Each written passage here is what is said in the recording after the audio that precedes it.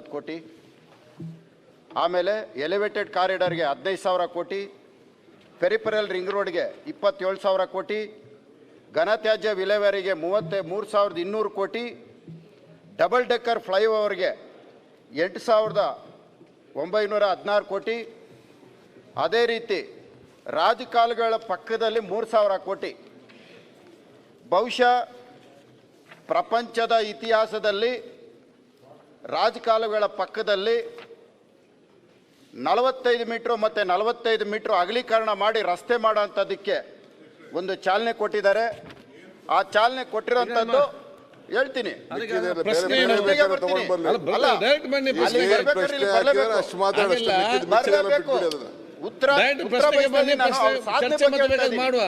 ನಾನು ಅವರ ಸಾಧನೆ ಬಗ್ಗೆ ಹೇಳ್ತಾ ಇದ್ದೀನಿ. ಬೇಡಿಕೆ ಇದು ನೋಡಿ, ಇದು ಪ್ರಶ್ನೆ ಉತ್ತರ. ಇದು ಪ್ರಶ್ನೆ ಅದನ್ನು ಕೇಳಿ ಪರಿಹಾರ ಕಂಡುಕೊಳ್ಳಿ. ಬೇರೆ ಏನು ವಿಚಾರ ಉತ್ತಮವಾದ ವಿಚಾರಗಳು ಆಫೀಸಲ್ಲಿ ಚರ್ಚೆ ಮಾಡಿ. ನಾನೇನು ಬೇರೆ ಡೈವರ್ಟ್ ಆಗ್ತಾ ಇಲ್ಲ. ಅಲ್ಲ, ಪ್ರಶ್ನೆ ಬೇರೆ ಡೈವರ್ಟ್ ಆಗ್ತಾ ಇಲ್ಲ. ಈಗ ನೋಡಿ, ಬೆಂಗಳೂರು ನಗರದಲ್ಲಿ ಇದಕ್ಕೆ ಪ್ರಧಾನಮಂತ್ರಿಗಳು ಕೊಟ್ಟರಂತ ಬೇಡಿಕೆಗೆ ಸಂಬಂಧಪಟ್ಟ ಮಾತಾಡ್ತಾ ಇಲ್ಲ. ಈಗ ಪ್ರಶ್ನೆ ಏನಿದೆ ಆ ಪ್ರಶ್ನೆಗೆ ಬನ್ನಿ. ಸಭಾಧ್ಯಕ್ಷರೇ, ಸುಮಾರು ಎಲ್ಲಾರ್ಗೂ ಸಮಯ ಕೊಟ್ಟಿದ್ದೀರಿ, ನನಗೂ ಸಮಯ ಕಷ್ಟ ಹೇಳ್ತೀನಿ. ರಾಜಕಾಲುವೆದು ಹೇಳಿದ್ದು ಯಾಕೆ ಅಂತಂದ್ರೆ ಅದನ್ನ ಬೇಕಾದ್ರೆ ಅದನ್ನ ಬಿಟ್ಟೆ ಮಾತಾಡ್ತೀನಿ.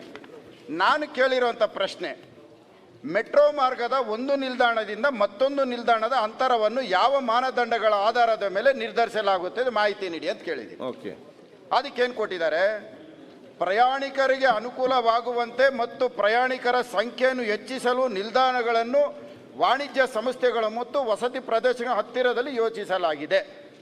ಇದು ಶಾರ್ಟಾಗೆ ಮಾತಾಡ್ತೀನಿ ಸಭಾಧ್ಯಕ್ಷರೇ. ಆಯ್ತು. ಎರಡನೇ ಪ್ರಶ್ನೆಗೆ ಬರ್ತೀನಿ. 2A ಮತ್ತು 2B ಮೆಟ್ರೋ ನಿಲ್ದಾಣಗಳನ್ನು ಸಾರ್ವಜನಿಕರ ಸೇವೆಗಾಗಿ ಮತ್ತು ಬಳಕೆಗಾಗಿ ನಿರ್ಮಾಣ ಮಾಡಲಾಗುತ್ತಿದ್ದು ಅನುಮೋದಿತ ನೀಲಿ ನಕ್ಷೆಯಂತೆ ನಿರ್ಮಾಣ ಅಥವಾ ಮಾರ್ಪಾಡುಗೊಳಿಸಲಾಗುವುದು ಅಂತ ಕೇಳಿದ್ದೀನಿ. ಮನೆ ಸಭಾಧ್ಯಕ್ಷರೇ, ನನ್ನ ಪ್ರಶ್ನೆ ಏನಂದರೆ, 2A 2B ಅನ್ನೋಂಥ ಒಂದು ಎರಡು ರೀಚು ಏನು ನಾವು DPR ಮಾಡ್ತೀವಿ, ಆ DPR ಪ್ರಕಾರ ಕೆಲಸ ನಡೀತಾ ಇದೆಯಾ, ನೀವು ಪರಿಶೀಲನೆ ಮಾಡಿದ್ದೀರಾ, ನೀವು ಗಮನಿಸಿದ್ದೀರಾ ಅಂತ ನಾನು ಕೇಳಿದ್ದೀನಿ. ಅದಕ್ಕೆ ಉತ್ತರ ಏನು ಕೊಟ್ಟಿದ್ದಾರೆ? ಮೆಟ್ರೋ ರೈಲು ಯೋಜನೆ 2A ಮತ್ತು 2Bನಲ್ಲಿ ಬರುವ ನೀಲಿ ನಕ್ಷೆಯಲ್ಲಿ ಅನುಮೋದಿತವಾದ ಬೆಟ್ಟಲ್ಸೂರು ಮೆಟ್ರೋ ನಿಲ್ದಾಣವನ್ನು ಹೊರತುಪಡಿಸಿ ಉಳಿದಂತೆ ಇತರೆ ಮೆಟ್ರೋ ನಿಲ್ದಾಣಗಳನ್ನು ಅನುಮೋದಿ ನೀಲಿ ನಕ್ಷೆಯಂತೆ ನಿರ್ಮಾಣ ಮಾಡುತ್ತಿದ್ದೇವೆ. ಸಭಾಧ್ಯಕ್ಷರೇ, ಒಟ್ಟು ಇದರಲ್ಲಿ ಬರ್ತಾ ಇರೋಂಥದ್ದು 17 ಸ್ಟೇಷನ್ ಬರ್ತಾ ಇದೆ ಸಭಾಧ್ಯಕ್ಷರೇ. 17 ಸ್ಟೇಷನ್ಗಳಲ್ಲಿ ತಾವು ಒಂದೊಂದು ಸ್ಟೇಷನ್ನು ಪೂರ್ಣವಾಗಿ ನಾನು ಹೇಳಬೇಕು ಅಂದರೆ ಸಮಯ ಆಗುತ್ತೆ, ಹಾಗೆ ಶಾರ್ಟಾಗಿ ಹೇಳ್ಬಿಡ್ತೀನಿ ಸಭಾಧ್ಯಕ್ಷರೇ. ಒಂದು ಸ್ಟೇಷನ್ನಿಂದ ಒಂದು ಸ್ಟೇಷನ್ ಇರೋಂಥ ಅಂತರ ಸುಮಾರು 1.5 ಕಿಲೋಮೀಟರ್ ಮಾತ್ರ ಸಭಾಧ್ಯಕ್ಷರೇ. ಇಡೀ ನಮ್ಮ ಭಾರತ ದೇಶದ ಎಲ್ಲ ರಾಜ್ಯಗಳಲ್ಲಿ ಎಲ್ಲೆಲ್ಲಿ ಮೆಟ್ರೋ ಇದೆಯೋ ಅಲ್ಲಿ ಎಲ್ಲಾನು ಸಹ 1 ರಿಂದ 1.5 ಕಿಲೋಮೀಟರ್ ಮಾತ್ರ ಇರೋದು, ಬೇರೆ ಎಲ್ಲೂ ಅದಕ್ಕಿಂತ ಹೆಚ್ಚಿಗೆ ಇಲ್ಲ. ಆದರೆ ವಿಶೇಷವಾಗಿ 2018ರಲ್ಲಿ ಅಂದಿನ ಮುಖ್ಯಮಂತ್ರಿಗಳು, ಇಂದಿನ ಮುಖ್ಯಮಂತ್ರಿಗಳು ಸಿದ್ದರಾಮಣ್ಣವರು ಆವತ್ತು DPR ಅಪ್ರೂವ್ ಮಾಡೋಂಥ ಸಂದರ್ಭದಲ್ಲಿ ಈ ಸ್ಟೇಷನನ್ನು DPR ಅಲ್ಲಿ ಅಪ್ರೂವ್ ಮಾಡಿದ್ದಾರೆ. ಅಣ್ಣ ಮುಖ್ಯಮಂತ್ರಿಗಳು, ಅಣ್ಣ ತಾವು ಕೇಳಿಸ್ಕೋಬೇಕು, 2018ರಲ್ಲಿ ತಾವು ಅಪ್ರೂವ್ ಮಾಡೋಂಥ DPR ಇದು. ತಾವು ಅಪ್ರೂವ್ ಮಾಡಿದ್ರನ್ನ ಕೇಂದ್ರ ಸರ್ಕಾರಕ್ಕೆ ಕಳಿಸ್ಕೊಡ್ತೀರಿ. ಕೇಂದ್ರ ಸರ್ಕಾರಕ್ಕೆ ಕಳಿಸ್ಕೊಡೋಂಥ ಸಂದರ್ಭದಲ್ಲಿ ಬೆಟ್ಟಲ್ಸೂರು ಮೆಟ್ರೋ ಸ್ಟೇಷನ್ ಸಹ ಸೇರಿದೆ. ಇದಕ್ಕೇನು ಕಳಿಸ್ಕೊಟ್ಟಿದ್ಯಾರು? ಅಂದಿನ ರಾಜ್ಯ ಸರ್ಕಾರ, ಅಂದಿನ ಮುಖ್ಯಮಂತ್ರಿಗಳು, ಇಂದಿನ ಮುಖ್ಯಮಂತ್ರಿಗಳು ಕಳಿಸ್ಕೊಟ್ರು. ಇದಾದ ಮೇಲೆ ಮೂರನೇ ವ್ಯಕ್ತಿ, ಖಾಸಗಿ ವ್ಯಕ್ತಿ ಒಡಂಬಡಿಕೆ ಮಾಡ್ಕೊಳ್ತಾನೆ. ಏನಂತ ಮಾಡ್ಕೊಳ್ತಾನೆ? ಬೆಟ್ಟಲ್ಸೂರು ಮೆಟ್ರೋ ಸ್ಟೇಷನ್ ನಾನು ನನ್ನ ಸ್ವಂತ ಹಣದಿಂದ ನಿರ್ಮಾಣ ಮಾಡ್ತೇನೆ ಅಂತ ಹೇಳ್ತಾನೆ.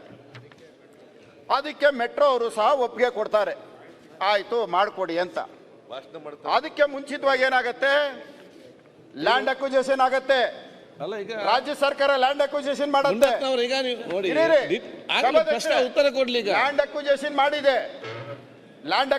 ಮಾಡಿದೆ, ಲ್ಯಾಂಡ್ ಅವ್ರಿಗೆ ದುಡ್ಡು ಕೊಟ್ಟಿದೆ, DPR ಅಪ್ರೂವ್ ಆಗಿದೆ, ಪ್ರತಿಯೊಂದು ಆದ್ಮೇಲೆ ಇವತ್ತು ನನಗೆ ಉತ್ತರ ಕೊಡ್ತಾರೆ. ಎಂಬೇಸಿ ಕಂಪನಿಯವನು ಎಂಬೇಸಿ ಕಂಪನಿಯವನು ದುಡ್ಡು ಕೊಟ್ಟಿಲ್ಲ, ನಾವು ಮೆಟ್ರೋ ಕೈ ಬಿಟ್ಟಿದೀವಿ ಅಂತ ಹೇಳ್ತಾರೆ. ಇದು ನ್ಯಾಯನಾ? ಎಂಬೇಸಿ ಅವ್ನು ದುಡ್ಡು ಕೊಟ್ಟಿಲ್ಲ ಅಂದ್ರೆ ಸರ್ಕಾರಕ್ಕೆ ಏನು ಸಂಬಂಧ? ಇದು ಸಾರ್ವಜನಿಕರ ಉದ್ದೇಶಕ್ಕೆ ಮಾಡಿರೋದು. ಅದಕ್ಕೆ ಪ್ರಶ್ನೆ ಆಯ್ತಾ ನಿಮ್ದು? ಪ್ರಶ್ನೆಗೆ ಉತ್ತರ. ಸಾರ್ವಜನಿಕರ ಅವ್ರು ಉತ್ತರ ಉದ್ದೇಶಕ್ಕೆ ಕೊಡ್ತಾರಲ್ಲ ಈಗ. ಎಂಬೆಸಿ ಅವನು ಹಣ ಕೊಟ್ಟಿಲ್ಲ, ನಾವು ಮಾಡಲ್ಲ. ಓಕೆ, ಮಂತ್ರಿಗೆ ಉತ್ತರ ಇದು ಮಾಡಿರೋದು ಎಂಬೆಸಿ ಅವನಿಗೋಸ್ಕರನಾ? ಆಯ್ತು, ಮಂತ್ರಿ ಉತ್ತರ ಕೊಡ್ತಾರೆ. ಉದ್ದೇಶಕ್ಕೋಸ್ಕರನಾ? ಆಯ್ತು, ಉತ್ತರ ಕೊಡ್ತಾರೆ. ಯಾರಿಗೋಸ್ಕರ ಮಾಡಿರೋದು ಈ ಆಯ್ತು, ಪ್ರಾಜೆಕ್ಟ್? ಉತ್ತರ ಕೊಡ್ತಾರಲ್ಲ. ಅಧ್ಯಕ್ಷರೇ, ನಮ್ಮ ಬೆಂಗಳೂರಲ್ಲಿ ಒಂದು ಕಾನ್ಸೆಪ್ಟ್ ಇದೆ. ಮೊನ್ನೆ ಪ್ರೈಮ್ ಮಿನಿಸ್ಟರ್ ಕೂಡ ಅಭಿನಂದನೆ ಸಲ್ಲಿಸೋದು, ನಮ್ಮ ಅಶೋಕ್ ಅವರು ಎಲ್ಲ ಇದ್ದರು. ನಾವು ಕೆಲವರು CSR ಅಲ್ಲಿ ಕೆಲವರು ಅವ್ರವ್ರ ಹೆಸರು ಇಟ್ಕೊಳ್ಳಿಕ್ಕೆ ಅವಕಾಶ ಮಾಡಿಕೊಡ್ತೀವಿ. ಈಗ ಇನ್ಫೋಸಿಸ್ ಅವ್ರು 200 ಕೋಟಿ ಕೊಟ್ಟರು, ಡೆಲ್ಟಾ ಅವ್ರು ಕೊಟ್ಟರು. ಸೊ ಅವ್ರವ್ರ ಹೆಸರಲ್ಲಿ ನಾವು ಸ್ಟೇಷನ್ಗಳು ಇಡೋಂಥ ಕೆಲಸ ನಾವು ಮಾಡ್ಕೊಂಡು ನಾವು ಬಂದಿದ್ದೀವಿ. ಎಲ್ಲ ಸರ್ಕಾರಗಳು ಮಾಡ್ಕೊಂಡು ಬಂದಿದೆ, ಇದು ಈ ಸರ್ಕಾರ ಅಲ್ಲ. ಪಾಪ ಅವರು ಏನು ಕೇಳ್ತಾ ಇದ್ದಾರೆ, ಪಾಪ ಅವ್ರ ಜಮೀನು ಇದೆ ಅಲ್ಲ, ಒಂದು 70-80 ಎಕರೆ ಇರಬೇಕಲ್ಲ. ಮುಂದತ್ತು ನಾವು ಸತಿ ಹೇಳಿದೆ ನನಗೆ, ನೀನು ಇರೋಂಥದ್ದು 25 ಬೆಂಗಳೂರು ಸಿಟಿ ಮಧ್ಯದಲ್ಲೆಲ್ಲ ನನಗೂ ಆಸೆ ಅಲ್ವಾ, ನನ್ನ ಜಮೀನು ಪಕ್ಕ ಸ್ಟೇಷನ್ ಇರಬೇಕು. ಅಲ್ಲಲ್ಲ, ಈಗ ನಿಮ್ ಜಮೀನ್ ಪಕ್ಕದಲ್ಲಿ ನೀವು ಮಾಡ್ಕೊಂಡಿಲ್ವಾ? ನಾನು ಹೋಗಿಲ್ಲ. ಆಮೇಲೆ ಸಭಾಧ್ಯಕ್ಷರೇ, ನನ್ನ ಜಮೀನ್ಗೋಸ್ಕರ ಮಾಡಂಗಿದ್ದಿದ್ರೆ ಅಲ್ಲಿನ ಸ್ಥಳೀಯ ಶಾಸಕರು, ಉತ್ತರ ಕೊಡ್ಲಿ. ಅಲ್ಲ, ಅಲ್ಲಿನ ಸ್ಥಳೀಯ ಶಾಸಕರು ಕೃಷ್ಣ ಬೈರೇಗೌಡರು ಅವ್ರು ಪತ್ರ ಬರೆದಿದ್ದಾರೆ.